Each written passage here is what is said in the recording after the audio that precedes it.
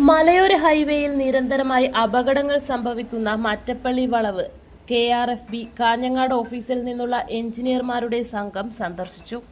ഇവിടെ റോഡിന്റെ അശാസ്ത്രീയമായ നിർമ്മാണമാണ് അപകടങ്ങൾക്ക് കാരണമാകുന്നതെന്ന് ചൂണ്ടിക്കാട്ടി ജനകീയ സമിതി നൽകിയ പരാതിയുടെ അടിസ്ഥാനത്തിലായിരുന്നു സന്ദർശനം.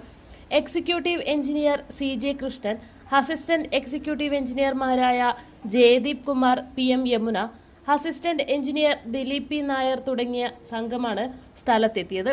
പ്രശ്നം പരിഹരിക്കാൻ വിദഗ്ധ സമിതിയുടെ പരിശോധന ആവശ്യമാണെന്ന് സംഘം വിലയിരുത്തി.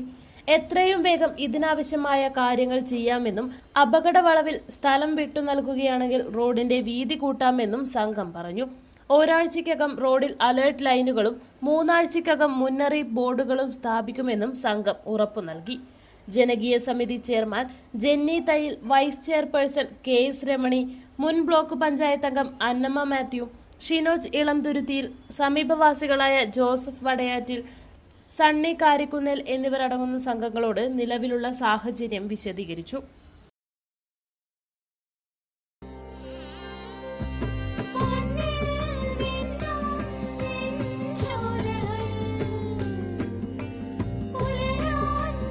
ഇതെനിക്ക് തരുമോ?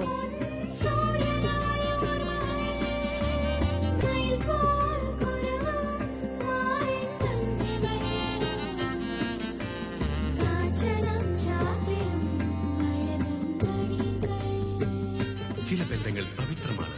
കണ്ണും നിറയും, മനസ്സും നിറയും. സ്വന്തം ജോസ്കോ ജ്വല്ലേഴ്സ്. ഇനി സംശുദ്ധമായ സ്വർണം ചെറുപുഴയിൽ.